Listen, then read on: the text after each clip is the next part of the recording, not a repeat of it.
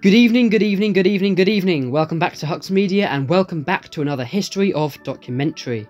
This time we look at the history of the long-running and well-loved panel show, QI. The story of QI starts in the late 90s, where John Lloyd, a producer at the BBC, had an idea of a televised and annotated version of Encyclopaedia Britannica, which he had been reading at the time. When I knew I was going to be a dad for the first time, I laboured under the illusion, which I've since dropped, that I knew something. But I thought, obviously I don't know everything, so I will buy the entire Encyclopaedia Britannica, which is about 9 yards long, and read all of it in order to become the best dad in the world. It was so boring and difficult to read that I kind of despaired about it. When I first had the idea for QI in the late 90s, I kept it to myself for 2 years. Once a plan for QI to be a series on television was devised, Quite Interesting Limited, a corporation dedicated to research for the programme's questions, was created. The research team at QI went on to adopt the name of the QI Elves. These elves would work before the show to get question topics, and during the show to fact-check things which either might be true or that are just examples of general ignorance, a phrase that the series would go on to use. An original unaired pilot was created for the series, and if you watch it, you'll notice that some aspects are quite different from how they actually are in the show. The main set is different and a lot brighter. Also, forfeits for getting a question wrong weren't created by a siren and a visual on cue, but instead Stephen Fry, the very first host of QI, would hold up a card that had the obvious answers on them. In this first special, however, there was the appearance of panellist Alan Davis, a guest who would stay on every QI episode to the present day. The programme was finally aired on BBC4 on the 11th of September 2003, with Series A.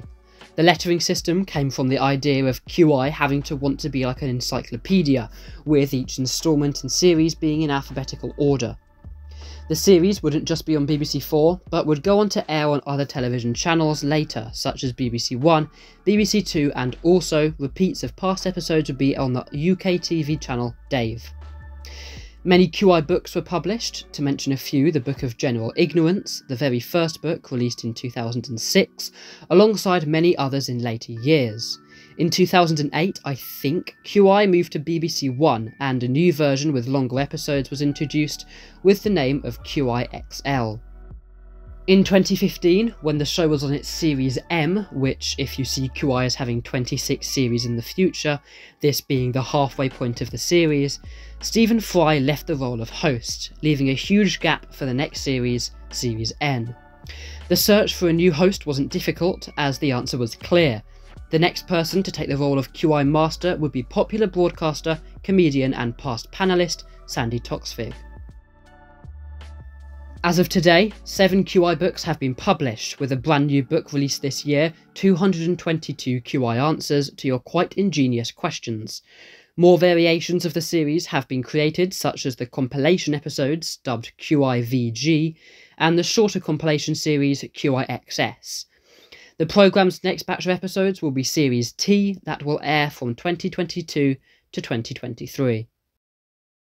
I hope you enjoyed this brief yet also comprehensive history of QI. Please tune in for next week for a brand new programme, or you could join the Discord server to constantly stay in touch and chat with our producers right now. As always, I've been Hux Media and I wish you a very good night. Good night.